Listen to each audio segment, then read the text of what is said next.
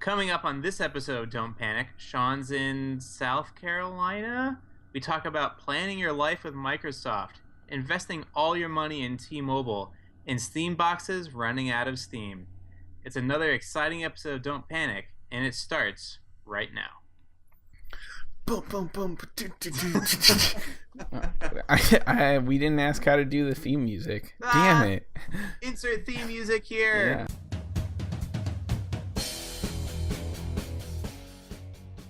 This is Don't Panic, episode 134, recorded June 6th, 2016, on planning, stocking, and Steam boxing. Welcome to Don't Panic, episode 134. I'm here with Colby, and I'm here without Sean. Colby, how does it feel to have your face this large on my screen? I mean, it's historic, I think. Yes, after only 33 episodes, Sean finally let us do this without him. We're extremely slow learners. Yes. So how are you feeling? How's your week been? It was good. I did some light traveling last weekend. Right. To CT. That's right. The greatest state in the union. It is a state, and it is in the union. No, it was fun though. The weather was nice, if I recall. True. The driving was mostly fine.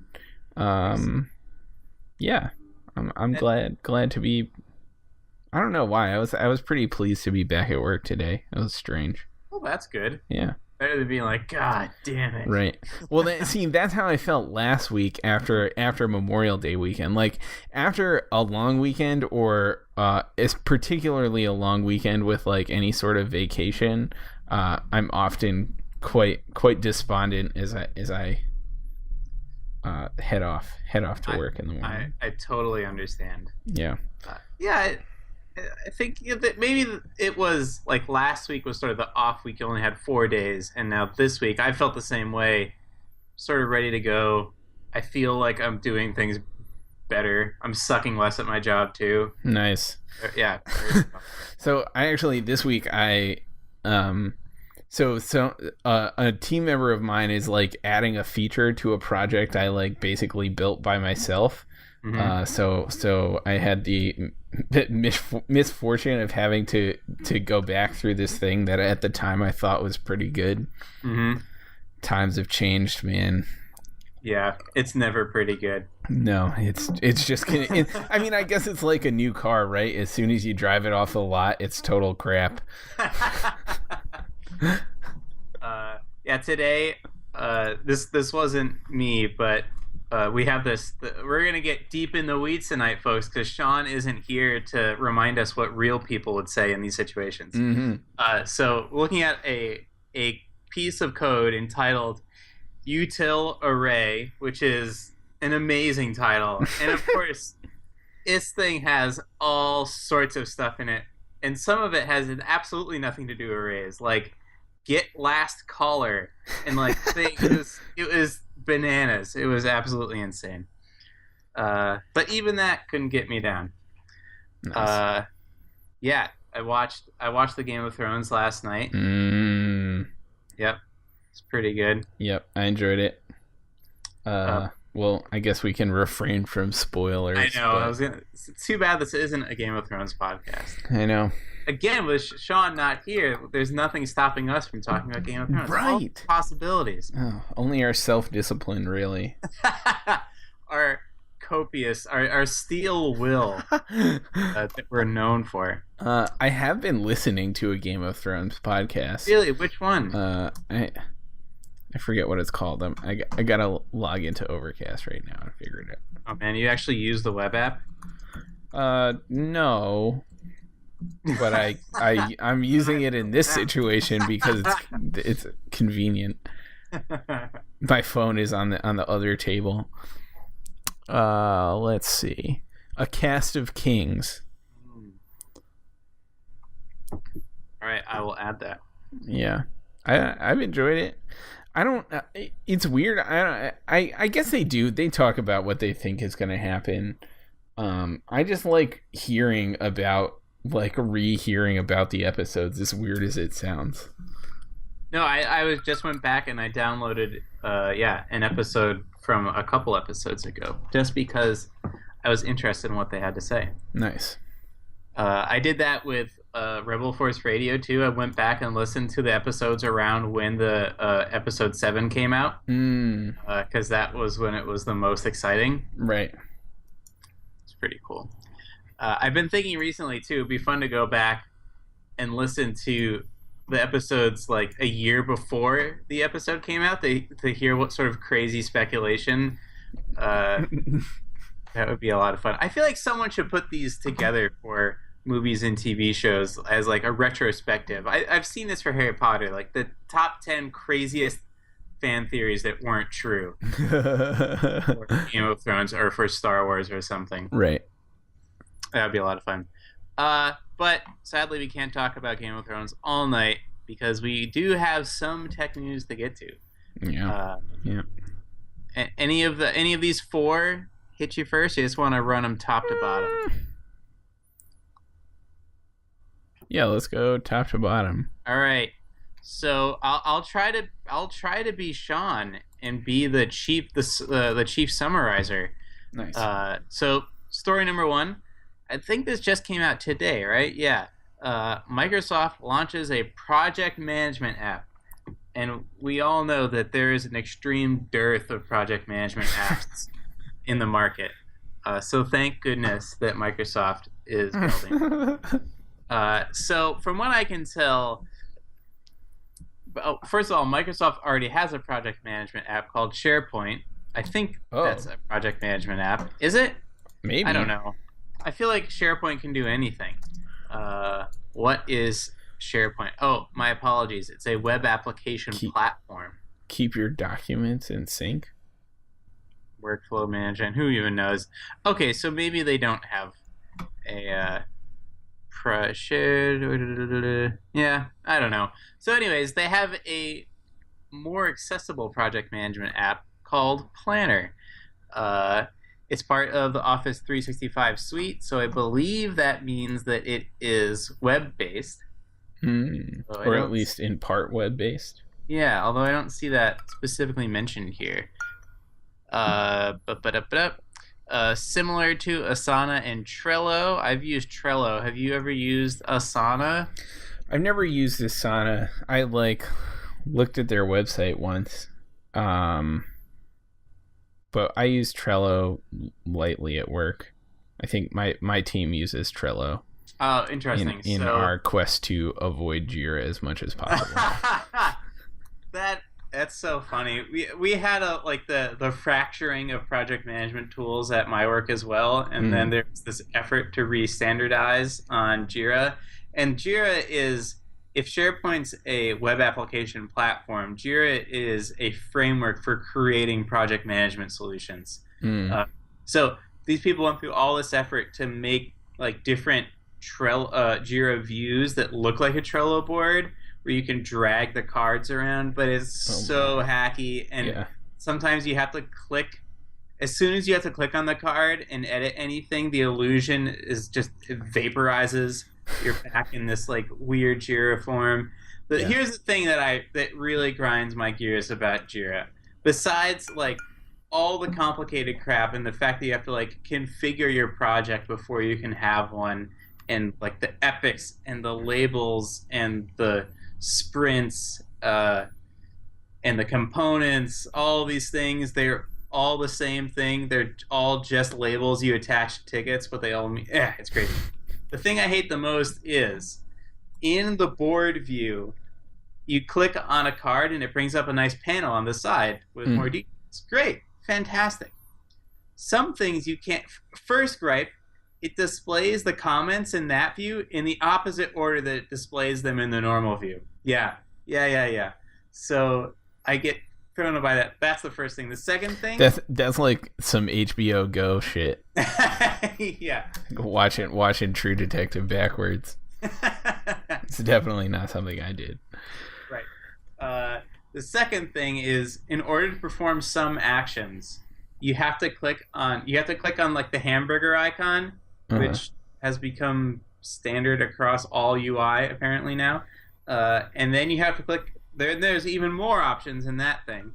But if the action you want to take is not there, you have to click on more actions, and then it brings up a search box where, I kid you not, you autocomplete all possible actions. You just start typing and see what actions you can take.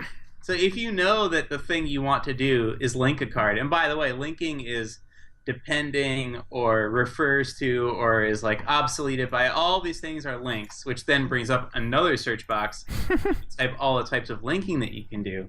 Oh my gosh, chair. So anyways, hopefully Planner is slightly better.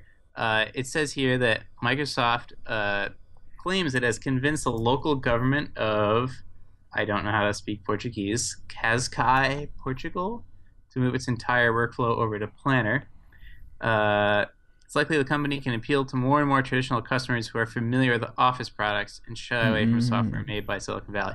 Looking at these screenshots, though, like, I think that the Fortune 100 thousands of the world are already using, if you can do Project Management with SharePoint, then that, or if not, Jira or something else. Yeah. So it doesn't look. It looks pretty good. It looks much cleaner and more straightforward than Jira, and it looks like it can do a lot more things than Trello can. Right. Yeah, I think the. I mean, I don't have a huge amount of experience with this. Like, we use Jira for bug stuff exclusively. So, like, when stuff is wrong and like people call HubSpot support, they open a ticket in Jira and send it our way. But we don't use it for any sort of planning stuff. So, like, planning all happens in like either Trello, like there is a Trello that sometimes I get assigned cards in, or like we just do stuff in GitHub issues, or it's like in our heads. Man. I don't know, we don't do a huge amount of collaborating, at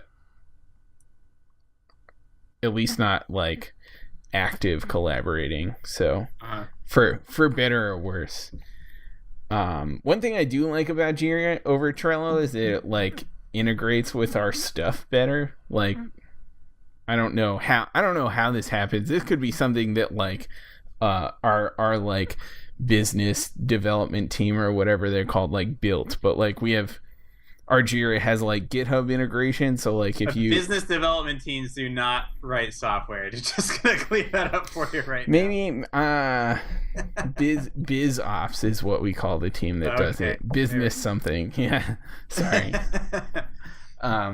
The what was I saying? Oh, it has like GitHub integrations with like our GitHub Enterprise. So like if you open a pull request and mention the issue, it like logs that in the issue, so like you can see when it's being worked on and stuff. And I'm pretty sure Trello has integrations too, but I don't think it has GitHub Enterprise, which is kind of a bummer. So like that's kind of nice, but yeah, actually, that's a good point. If you run any of this stuff in the cloud, you can't integrate it with anything you have on site. So you're right. So if you had a private installation of GitHub and you wanted to use Trello, unless you make it accessible over the internet somehow, which would be a bad idea, right. You would not be able to do those communications. Right. I'd imagine you could do it. Like you could set up like webhooks or something to like send things out, but I don't think you'd want to. Like most companies bring stuff like that in-house. Yeah. like for that reason exactly, to avoid like patches flying over the public internet with your company's source code. Right.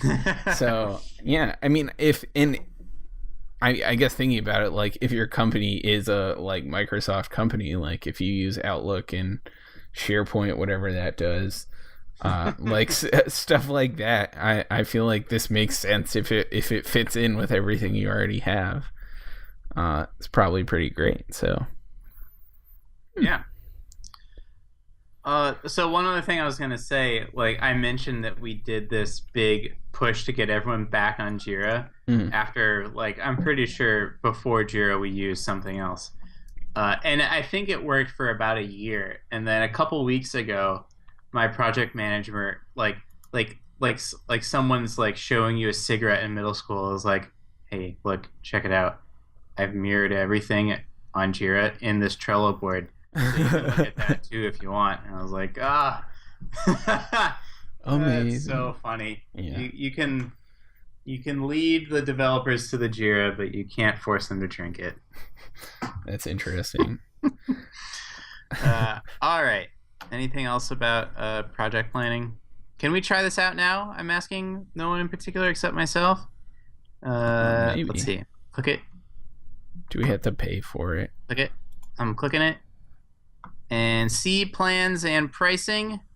So I click that. Oh man. Oh, so it comes with Office 365.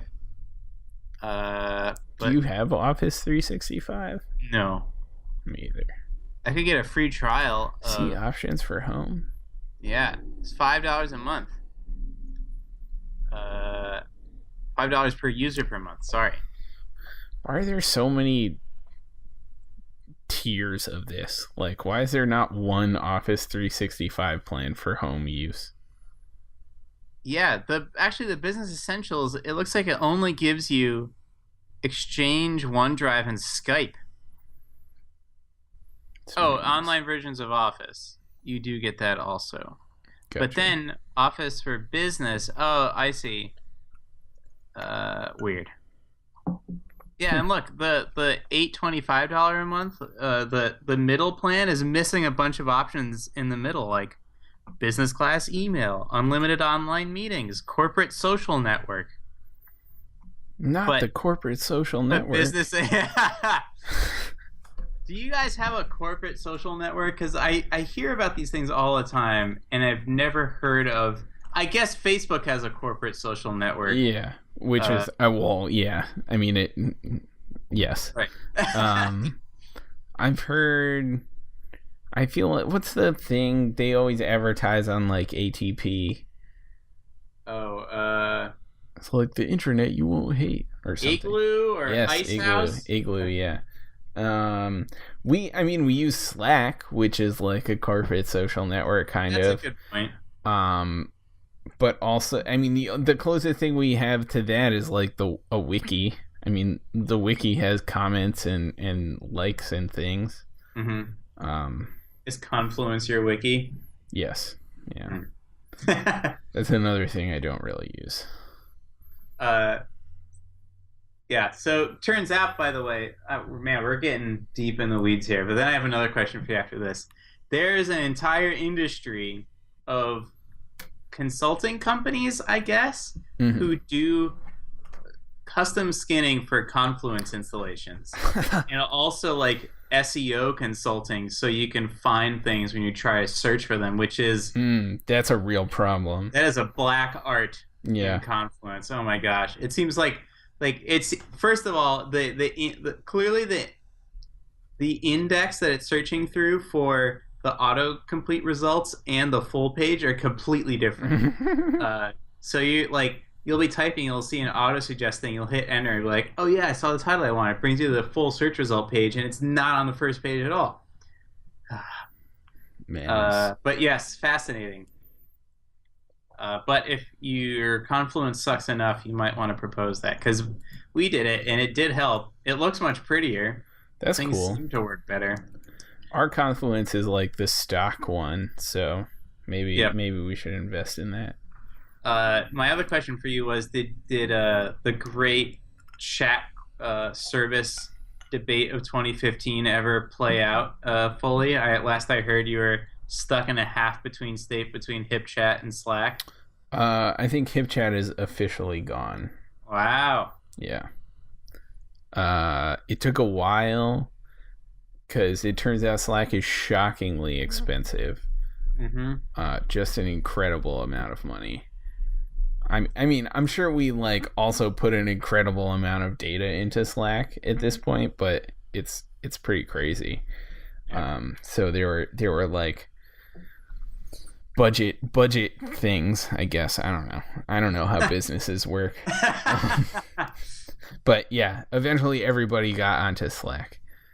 Interesting. Yeah. How's it feel being full Slack? So I know someone who works at Slack now, and I didn't know this, but apparently the idea is that there's no email anymore. Is that like, can you see that happening? What is the Slack actually enable you to do anything that you couldn't do on HipChat or IRC or something else, Facebook Messenger? I don't think so. I think it like works a little bit better than HipChat, like at least in the small window of time where I used HipChat compared purely anecdotally to the small window of time I've used Slack.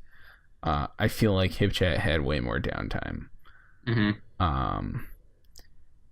But they do a lot of the same things. Also, HipChat's mobile app was horrendous. It was so bad. Okay. Slack's mobile app has its quirks that are kind of annoying sometimes. Like you click on a notification, you don't always get to the thing you wanted to see, which I find frustrating. But it gets you way closer than HipChat's did. Like HipChat, you would get a notification, you'd tap the notification, it would bring you in the app, but it wouldn't bring you to the conversation. But having you clicking the notification would like wipe that off your history, like you had seen it. So you could never like if you just sort of like reflex clicked on an iOS notification, you wouldn't know who messaged you. And that was pretty infuriating. I've had that happen with other apps too, where yeah.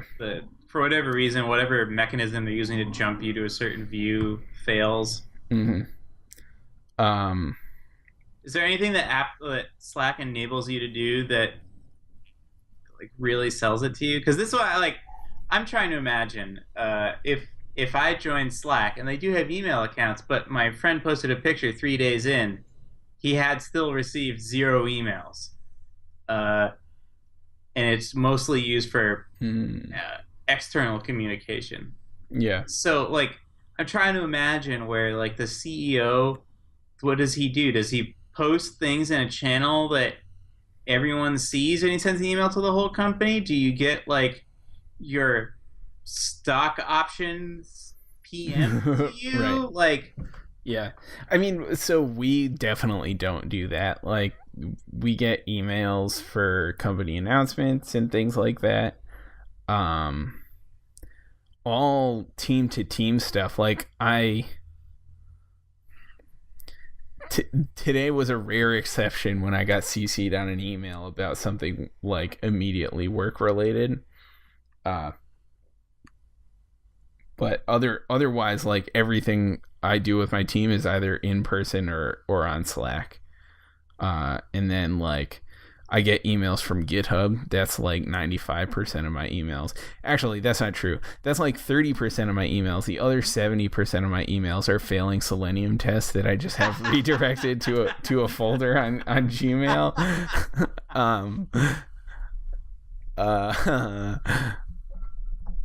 What else do I get emails for? I think that's it.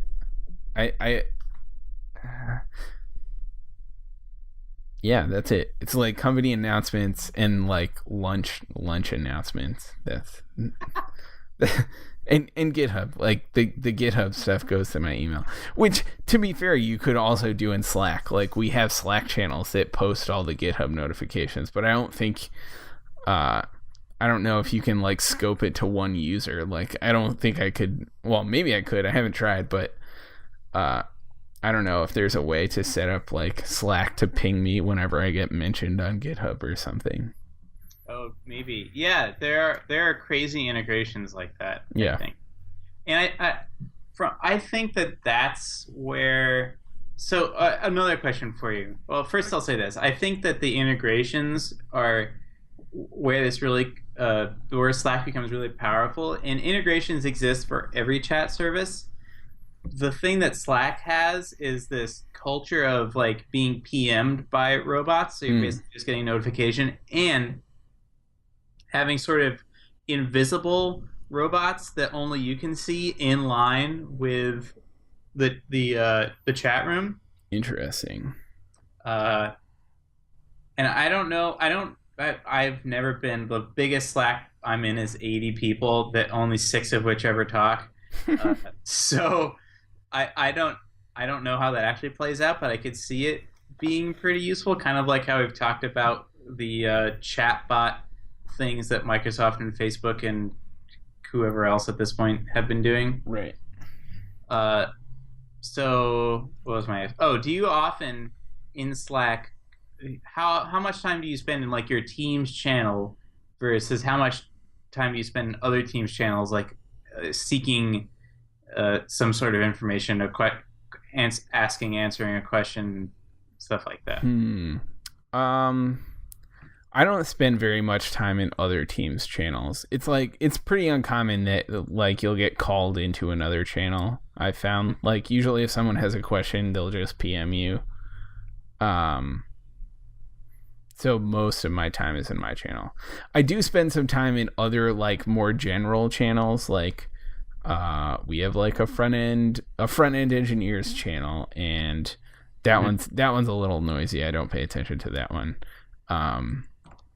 But we have like there's a React.js channel, and like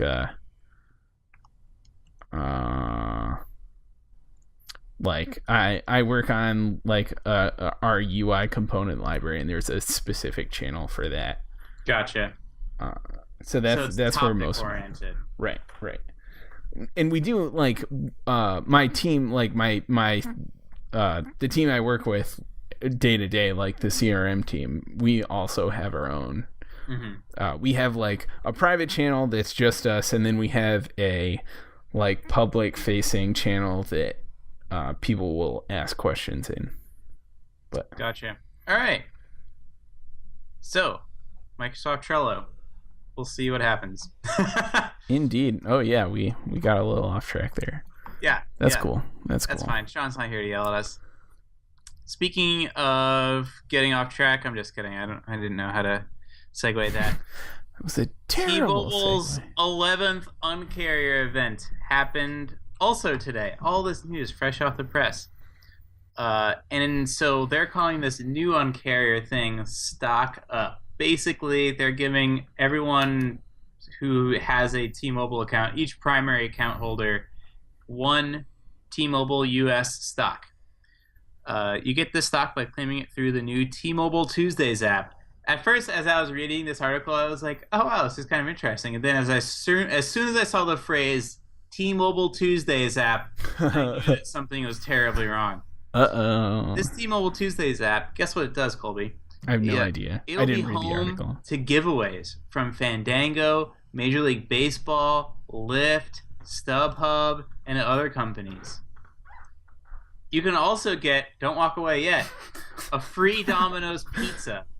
And Colby, what could be better than a free Domino's pizza food-wise? Just like name one thing if you can. I mean, I was gonna say, why bother with the pizza? You just like take a pill that gives you diarrhea. What could be better? What could be better? You started with the right word, the right syllable there. A free Pizza Hut pizza. No. Would be more upsetting. Yes. How would you feel about a free Wendy's Frosty? Oh, I actually feel pretty solid about that. All right. Well, then you should download the T-Mobile Tuesdays app. Oh. And you can also get a Voodoo rental. One time, we all love Voodoo. One time, my mom and my sister got Frosties at Wendy's, and they were sour. Like the ice cream was sour. What? Yeah. That's terrifying. Yeah. Like sour Snapple. Or sour milk, like that flavor. I was thinking sour Skittles. No, sorry, like gone bad sour. Okay. Both of those are extremely worrisome. Right. I think that only happened once though, and I've never experienced it personally. It's just secondhand. Well, Hopefully, you won't get sour Wendy's Frosties through the T-Mobile Tuesdays app. You download the app, complete a verification process involving a PIN, at least it's not a QR code, and have a shot at recurring gifts every week. Free food, free movie tickets, free gift cards, free subscriptions, free ride sharing, and more. There are no tiers, no status rankings, says this T-Mobile guy. It's just thank you. And also, let's have these companies pay us. You set up a free account with this brokerage firm, you get your T-Mobile share, blah, blah, blah, blah, blah, blah, blah. I thought this was pretty cool.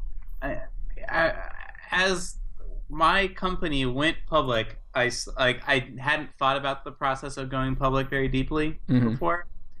And I forget specifically what we did, but we tried to give customers like some sort of preferential ability to buy stock. Yeah. Which I thought was really cool because depending on the business, like this isn't true for Facebook, but for something like T-Mobile, they're selling actual services to customers, or especially with services. I think your customers are investing in you already by being on your platform. Like think GitHub, for example. If GitHub ever went public and you're a heavy user of GitHub, you would want to own shares in GitHub because clearly you believe in the product because you're using it, and also you would like to have a say in what happens. So I think this makes a lot of sense. I think more public companies should do this. It's a great way to engender positive feelings towards your brand, and also to give people make them feel like they have a stake in what's going on. Right. Yeah, it's certainly interesting. I'm not terribly interested in downloading the T-Mobile Tuesdays app. But those Frosties. The Frosties, yeah. So this is slightly off, but also on topic. Speaking of T-Mobile and MLB, a while ago I picked, like, T-Mobile had like a thing where if you signed up for the MLB streaming thing, I don't remember what it's called, you get it free for a year. MLB At Bat? Yes, that's the one, I think. And it turns so a thing that I knew in the past about those streaming services from MLB and the NBA and stuff, but forgot as I was signing up for it, is that you can stream any game except a game that they've given away exclusive streaming rights to, which is like usually anything that's like on ESPN, or it's like the playoffs or something, or if you're streaming from within like the local, like if you could watch the game on the like regional cable television, you can't stream it. So like I could watch any baseball game except a Red Sox game. Which is completely useless. Yeah. So does that mean you watch any baseball games at all then? Well, so Jill is a Mets fan, so she watches the Mets games. Okay. But it doesn't do me any good. Should I be saying sorry if she's a Mets fan? I'm not clear on where the Mets are this year. I think they're doing all right this year. So I mean, last year was a heartbreaker right at the end there. Oh, that's right. They went to the Super Bat thing. Yes, the Super Bat World Series. Yes. There we go. Okay, cool. Well, so will you be cashing in your T-Mobile stock though? No, not Maybe. If you're not going to download that app, I guess is the answer. I guess I might do it just to get this stock. Yeah. Why not? Mm-hmm. It's guaranteed to be free money. I don't think a stock can ever get to $0. Yeah. So, hey, you could get yourself a Wendy's smoothie with that money, maybe. Right. I mean, I just looked. T-Mobile stock is at like $40 or something. So. Oh wow. Yeah. Oh man, I'm gonna do that later. It's not trivial. All right. What's how long up have we next?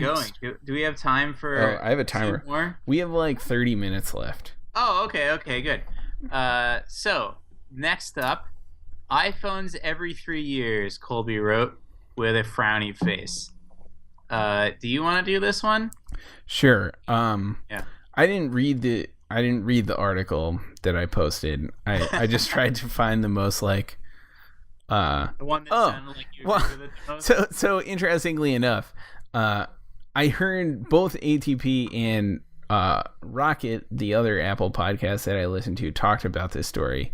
And it turns out that the person who wrote this story that I linked to in the chat on Matchable is on Rocket. So I didn't realize that. So I think I can assume that I know everything that it says in the article, because I listened to the podcast. But the gist of it is that there was an Apple rumor, or there is an Apple rumor going around, that from now on they're going to switch to like a 3-year iPhone design refresh cycle instead of a 2-year one.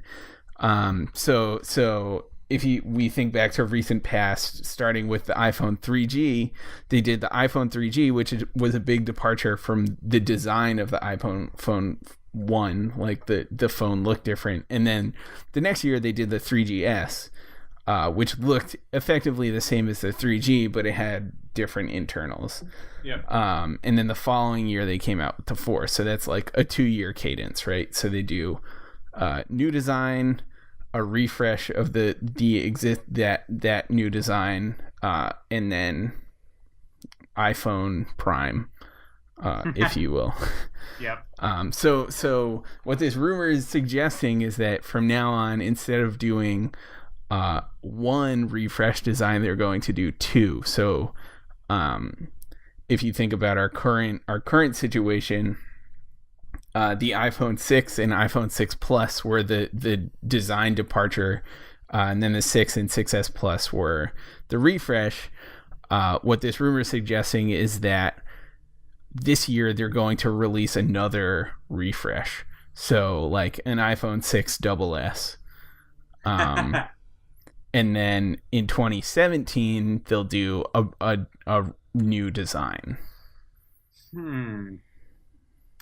I mean, I don't really care that much. I liked the blockier designs of the iPhones more than I do the sleeky, smooth 6 and 6S design, but it's fine with the case. I wouldn't be heartbroken if there wasn't a new design. Yeah, I think so there's a part of me that's disappointed because I'm in the market for a new phone this year. Right. Oh, sorry. But at the same time, I'm fine with the way it is right now. Mm-hmm. I mean, maybe it's just because I haven't heard I haven't seen the cool new one yet, but I'm excited about getting like 3D Touch, and I guess that's the only difference really. And like more, I don't know, a faster CPU.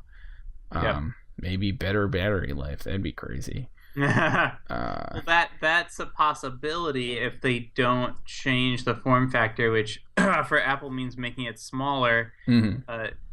Presumably the components will continue to get more power efficient, so you could get better battery life out of the same size phone. Right. Which would be pretty crazy. Yeah, that would be cool. So, but what do you think that other people, like, do you think that people care, whether people is the stock market or just the general public? Yeah. I mean, I think the stock market will care.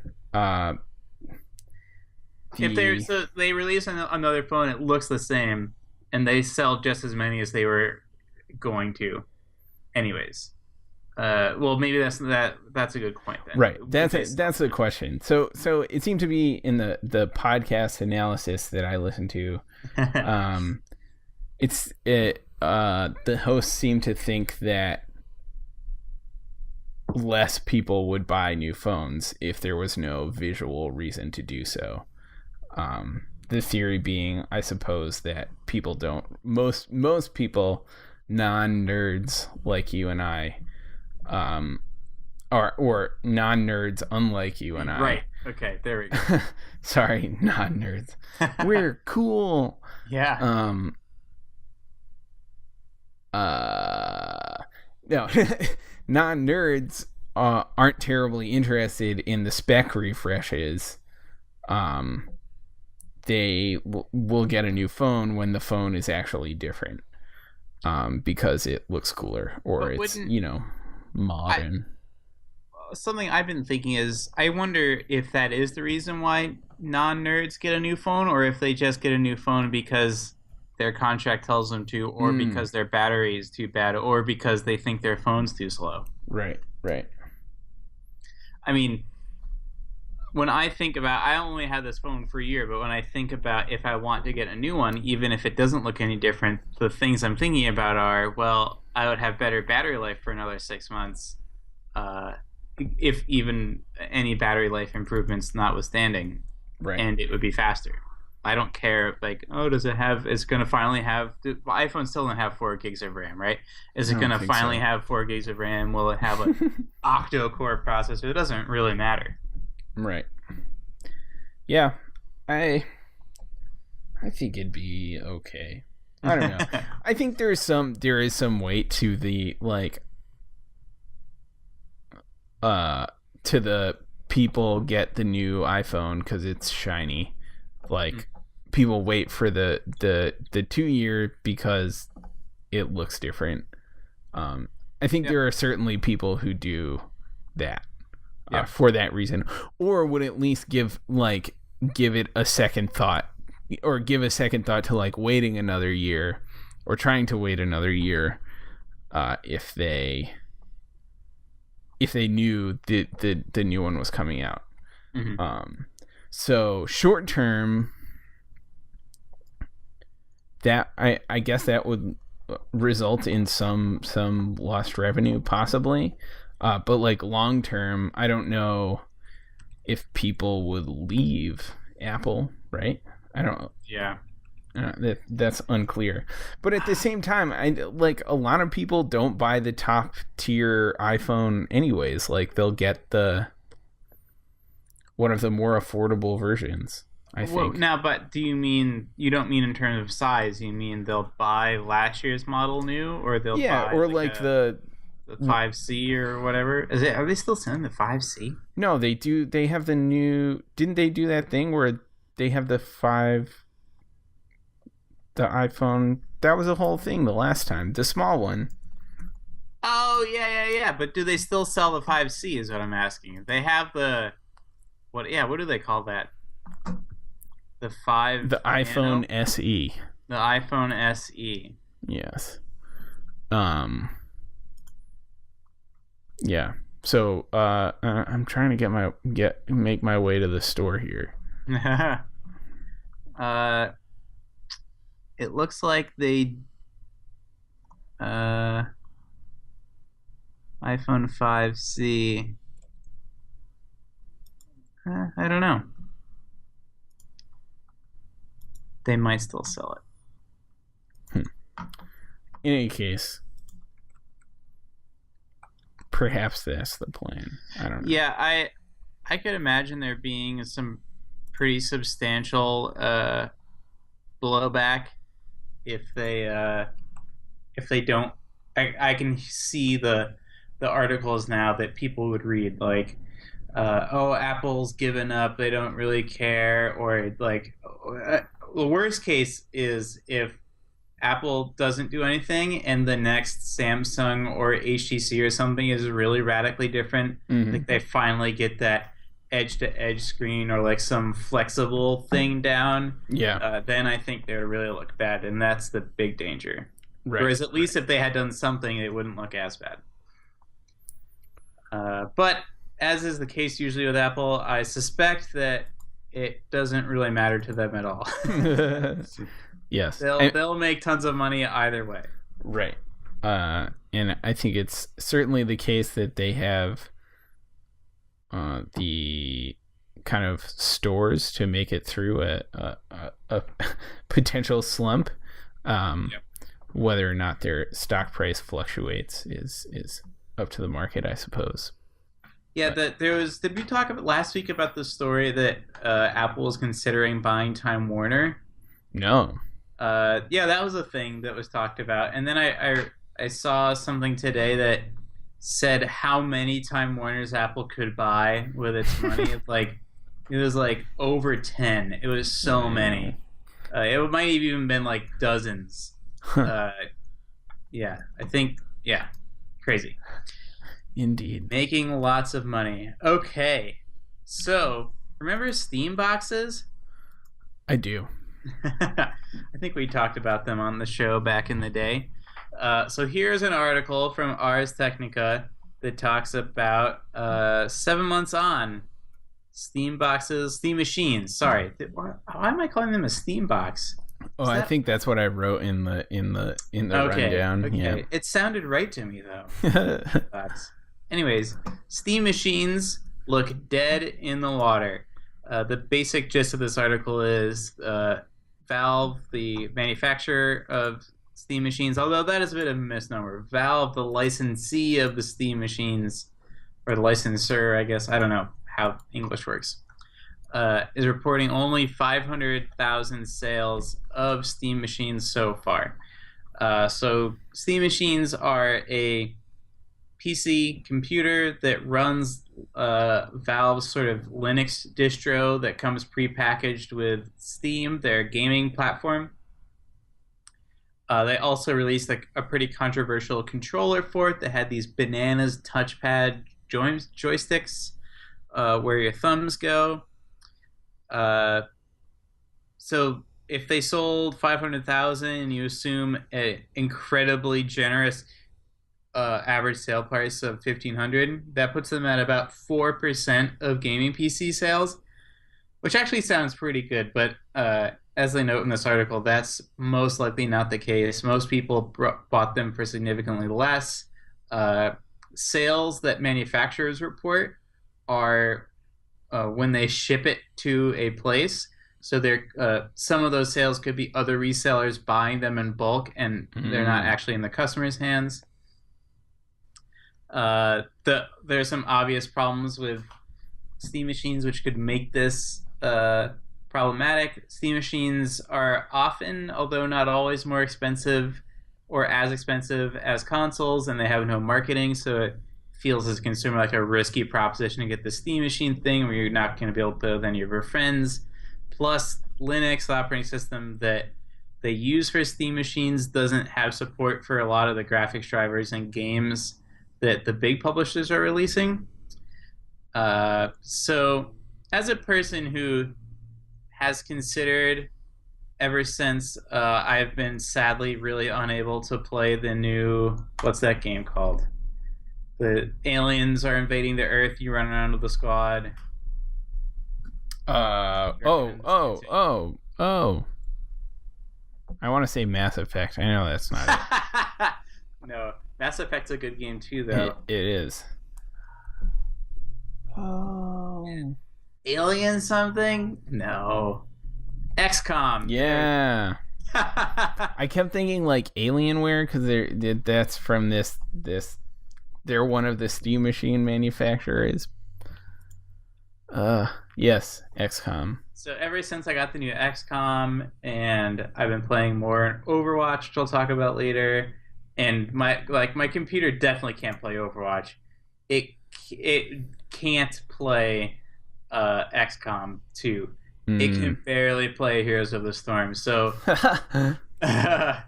I like to think that I would be a better Heroes of the Storm player if I had a better computer. But all these things, so I've considered for months and months and months. Plus, our good friend Sean has a PC. We've been meaning to play games with him. We just haven't. So all these things. So I looked at Steam machines, and Steam machines are, I think, the convention of the Steam machine. I don't think this is a requirement. Is pretty cool. So a lot of the Steam machines are designed in a console form factor. So they fit under your TV. They look nice. They have like an HDMI thing in the back. The Steam controller, I guess that's what they're calling it, is wireless, so you don't need to futz around with any of this stuff. At least I think it's wireless. And that is great because I have this Mac laptop, I have a Thunderbolt display, and I can't sadly hook up, as far as I know, basically any computer easily that's not a Mac to it. I already have a TV. I'm used to playing games out there. So that idea is is really attractive. And some of these small form factor Steam machines are actually fairly well fairly well priced for under $500, which is about as much as you would spend on a console when you think about getting another controller or a couple of games or whatever. Mm. And I already have a bunch of Steam games, is what you could get a Steam machine for. And it won't be top of the line, but you've got decades of PC games to go through, which is another cool thing about PC gaming. The only problem is the Linux bit. I would not, as a person who has used Linux extensively in the past, I would not. Linux is the last place I'd want to use Linux is on a gaming computer in my living room. Right. Have you ever considered getting a gaming PC, Colby? And if so, did you ever consider a Steam machine? Would you ever consider a Steam machine? I think I would consider it if... I mean, I haven't been up to date on like how often games come out, for it. I would certainly be open to it. I think it's a cool idea. I think I don't know. It's weird to me that there's been no like marketing for these things. Like, I've never seen a television commercial for them or like anyone ever suggest. I don't know. Like they were launched and we saw the articles about them and stuff, and like that was it. I do wonder if like having the fact that there are so many manufacturers, like there are so many different Steam machines, is perhaps detrimental to potential sales.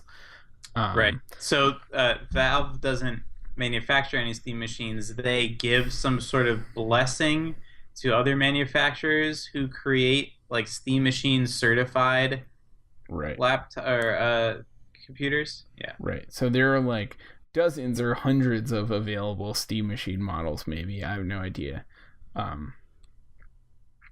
But there's no one. I'm sure it's like can be challenging for Valve to do, right? Like there are, all the challenges that come with supporting different hardware, which is like an advantage that Apple or Microsoft or Sony have with their I guess hardware. I mean, Apple doesn't have a console really, but they have the Apple TV, I guess. I'm sure that simplifies things, and even just like, I don't know, like choosing, like there is some simplicity to a console. Yeah. And that simplicity is that like you buy a console and you can play games for, the next 6 years or whatever. Right. Right. And it might be a not full frame rate version of that game, but it's still the game. So I mean I think that's pretty hard to compete with. The PC idea has like one of the cool things about a Steam machine is you can feel like you're getting different consoles that have different capabilities, but you can play the same games with your friends no matter what Steam machine they have. Mm. Which is something I know you and I have both lamented about extensively, that's not the case. Right. For consoles, for whatever reason that is. Yeah. Another thing they bring up in this article is, where was it? The origin of the Steam machine was, I forget what Microsoft did to prompt this, but it was some sort of DRM thing that they had announced. I think something to do with like the Windows Store and how you could buy games on it, and it prompted the CEO of Valve to be like, this is ridiculous. This is going to kill Windows as a platform, so we're going to make our own platform. And either Microsoft learned from that or it was all blown out of proportion anyways. I think the second one's probably more likely. And that clearly hasn't happened. PC gaming, I think probably has accelerated since... because this is something I've been thinking about as I watch a Twitch tournament once every 2 months or so. Mm-hmm. And all of the big Twitch games, Counter-Strike, Dota 2, League of Legends, Hearthstone, are all PC games. Yeah. And we hear about Twitch and YouTube gaming as these big emerging markets for young people, and they're watching people play PC games like day in and day out, only, exclusively. Very, very, I think Rocket League and Super Smash Brothers are like the two games you see up in the Twitch top 50 that aren't PC games. It's nuts. So I think that PC gaming as a whole, gaming not on a like big time, I hate the word hardcore gaming, but like non-casual gaming on a non-console has erupted, I think, since 4 to 8 years ago, when we all thought that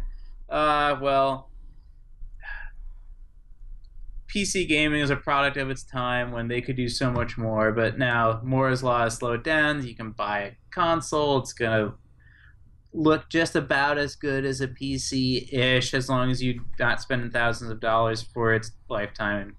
That's good enough. But I wonder what it is about PC games that have caused them to become like the platform for competitive gaming. Mm-hmm. Is it the mouse and keyboard? Is it simply the fact that you were able to stream from a PC much earlier than you ever could from a console? It wasn't until this generation where that was really feasible. I don't know.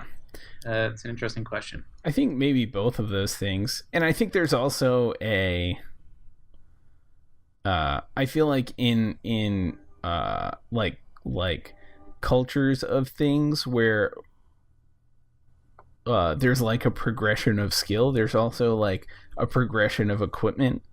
Mm-hmm. Does that make sense? And so like I don't know, for example, you and I are really into making cocktails, right? And so you know, the first drink I ever made was with like random crap I had laying around my kitchen, but like since then I've purchased like bar spoons and measuring things and strainers and shakers and stuff like that. And I think the like breadth of accessories and the computer itself, right, on in the PC world is much more customizable to like someone's liking who is particularly into it, and in addition can be like, you know, improved as time goes on.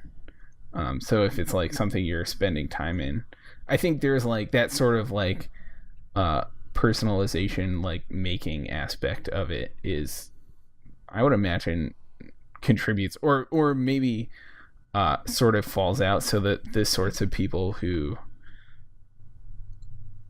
devote a lot of time to something like that are, I would imagine, also have like, you know, are particular about how they like their things to work. Yes, watching things on Twitch is with commercials. Oftentimes the big tournaments have commercials, and the commercials are like eye-opening. It's once this stuff hits the mainstream, all these commercials are going to be gone. So you have to watch them now. They are like hyper. They're like the worst of sports commercials crossed with the worst of geek commercials, where you have these like this like professional famous gamer guy. I universally know who none of these people are. Like standing cross-armed in front of like a giant like computer with RAM that has flames on it and a mouse and a mechanical keyboard. And it's like, and there is this one, I forget what it was, and this guy's talking, and he's like literally talking about, it's like, oh yeah, like this company, they make the best equipment, and you know, I can only practice on it, and like basically the old like sports sneaker commercials, like, right. Oh, if you want to be like Michael Jordan, you gotta buy the Nike sneakers. It was so basically, it was such a lie. Yeah. It was amazing. Yeah. So I think there's something to what you're saying. Right. It's like the market for stuff and like the, I guess, maybe vectors for involvement, like there's way more that you can do, whereas like a console or an iPad or something, you're stuck. Like that's what you get. You have what you have. And that's nice for a certain crowd, right? For someone playing Angry Birds, like Angry Birds runs on, I'm sure, every phone created in the last 8 years. But I don't know. It's not very for people who are interested in going deeper in like along any avenue of that. I think it's just like can't suffice. Yep. Yeah, I think that's a good point. All right, shall we move on to picks? Yes, sir. Okay, you first, sir. All right. So my pick. I was using the other day not the other day. This was a couple of weeks ago that I came across this app, and it's been in my list of picks for a little while. But for those of you who don't know, Dan and I and Sean and also Matt are on a podcast called Game Nights, where we play Dungeons and Dragons. Or at least currently we play Dungeons and Dragons. I guess we could play a different game. That's right. Our name leaves us that freedom. But we were playing Dungeons and Dragons, and in Dungeons and Dragons, it's like a pen and paper kind of game. So there's some math to be done sometimes. And I was looking for a calculator on my iPad, and I had like the CalcBot, like the one the Tweetbot people made. But it doesn't they haven't updated to be like support multitasking. So it's like what? It's not super useful, especially something like a calculator where it's pretty useful to just slide it into the side, do your calculations, and then slide it out of the way. CalcBot couldn't really do that, or it couldn't do like the inline multitasking. I think I don't remember. It might not have done it at all. In any case, I was disappointed. So I was searching around for iPad calculators, and I found this one called the MyScript calculator. And it uses handwriting recognition. So you just jot down things that you want it to do. And it'll show you the equations, and it can do really complex stuff. But I mean, I use it for simple math, but the handwriting recognition is really good. And it obviously goes really nicely with an Apple Pencil, which I have with the iPad Pro. So that's cool. But it's really neat. And I found it to be really useful. So if you're interested, I think it would be useful even if you didn't have an Apple Pencil, but if you do, it's probably the calculator that you want. Yeah, this is what I've always wanted. Yeah, it's surprisingly good. I was okay, I'm sure this is going to be terrible, because most handwriting recognition things on iOS are pretty terrible. Mm-hmm. And does it, as you write, does it transform it into a normalized version of the thing? Okay. Yeah, so you write, once you stop writing for a brief pause, it'll turn it into actual typeface numbers, computer typeface numbers. But then you can cross things out, or just write over a number. If it gets it wrong, it'll insert the mm-hmm. new thing there. It's very neat. And so apparently this company does a bunch of other apps. They have a note-taking app. They have keyboards on iOS that you can use handwriting to just write into your text messages and things, which work kind of well. I tried their notes one because I was really excited about it, because the handwriting recognition works really, really well.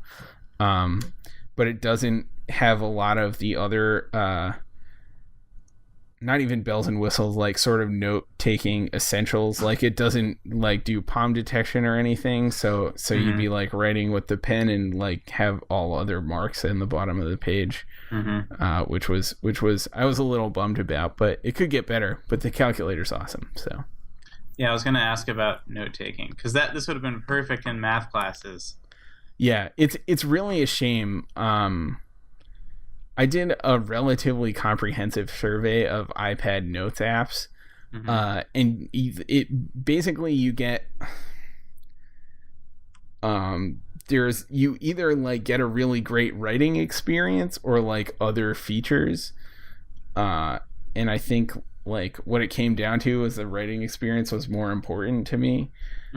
But I really, really wish I could have something that does the handwriting recognition. And like there are some, like the Microsoft OneNote does handwriting recognition, and it's terrible. And my scripts is so good, and my handwriting is not good. I'm pretty sloppy as a person who spent the last like 6 years almost exclusively typing on a computer. So something to check out. They have a bunch of apps. They all seem to be like test beds for this. I don't know. It looks like handwriting recognition, that sort of like language like input is their specialty, and they have all kinds of it seems like they sell that, but they have these apps that are sort of a demo of what they can do. Cool. That is My Script Calculator on the iOS App Store. It's also on Android, yeah. Also on Android, yeah. I thought I saw that. Cool.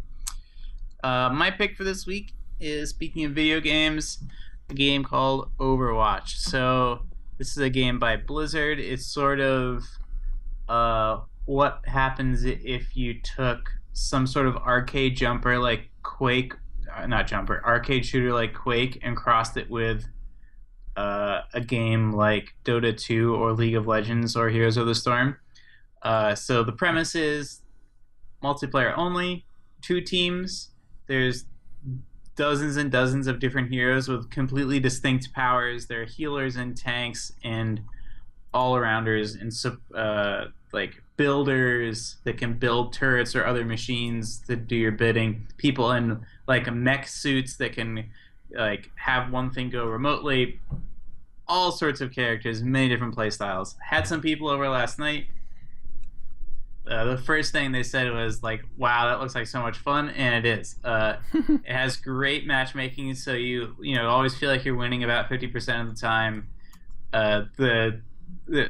The fights are ridiculous. There's this woman who can freeze people and create big ice walls, so you can like block people from entering or shoot them up into the sky if you time it perfectly. There's also tons of fun.